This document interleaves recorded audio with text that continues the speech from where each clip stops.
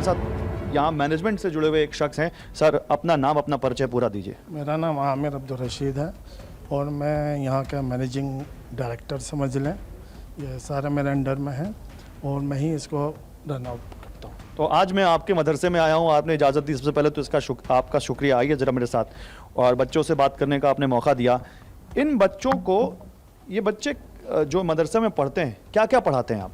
इसमें Islamic studies होती हैं, प्लस मॉडर्न एजुकेशन में हम लोग लैंग्वेजेस सिखाते हैं इनको, जो NCERT के टेक्स्ट बुक्स पे हैं, वो कि जैसे अंग्रेजी, इंग्लिश हो गया, हिंदी हो गया। हाँ। ये और इन फ्यूचर हम यहाँ साइंस भी लाना चाहते हैं, क्योंकि एक साथ बहुत सारी स्टडीज़ को कम्बिनेशन नहीं हो पाता। क्या आप इन बच्चों को बम बनाना सिखाते हैं?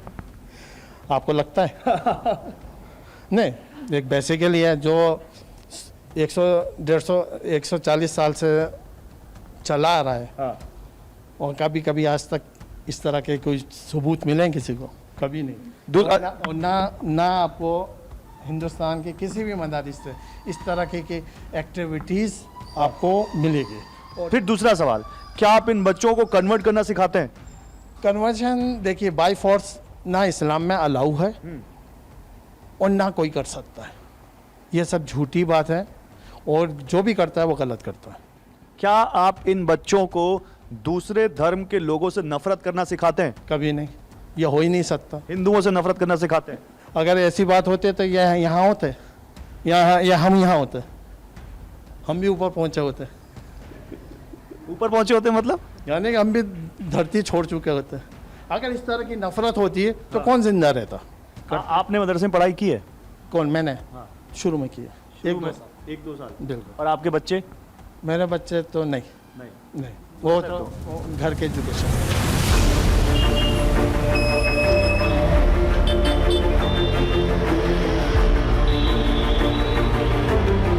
मदरसों को लेकर बहुत तरह की जो सुर्खियां बनी है हाल फिलहाल में, जिसमें बहुत सारी ज्यादातर गलत कारणों की वजह से बनी है, उन पर बात करने के लिए हमारे साथ NCPCR के चेयरमैन, राष्ट्रीय बाल अधिकार संरक्षण आयोग के अध्यक्ष प्रियंक कानूनगो हैं।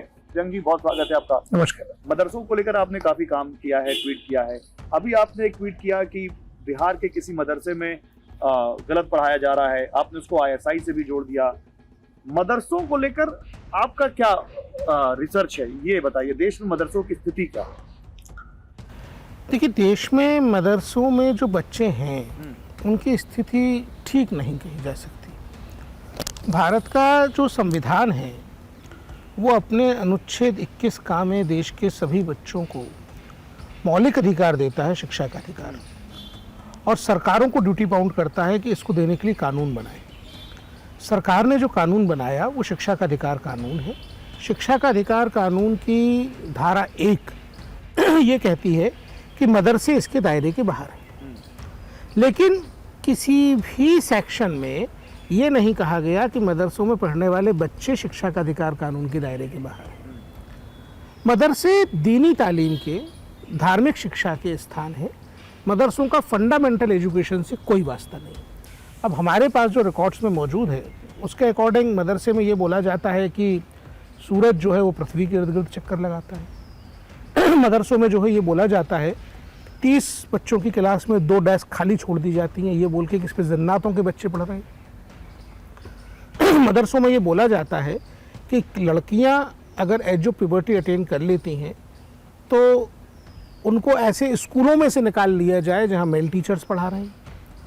मदरसों में ये बोला जाता है कि अगर कोई बच्चा टाई लगा के स्कूल जा रहा है तो वो क्रॉस धारण करके स्कूल जा रहा है, वो क्रिश्चियन प्रैक्टिस कर रहा है, इसलिए स्कूल नहीं जाना चाहिए। मदरसों में ये बोला जाता है कि एक वक्त पर बच्चों को डिसिप्लिन करने के लिए मदरसे का जो टीचर है, जो उस्ताद है, जो कारी है, वो किसी बच्चे को 3 थप्पड़ मार सकता है एक बार में। बच्चा चाहे तो कयामत के दिन इसका बदला ले ले। तो ये जो शिक्षा है ये साइंटिफिक नहीं है।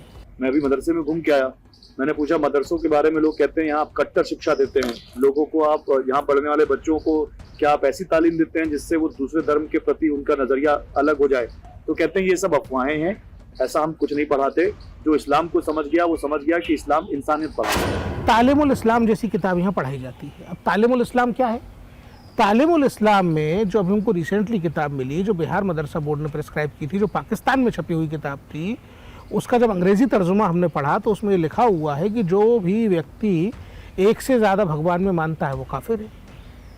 तो ये बच्चों के कोमल मन में भर देना गलत है।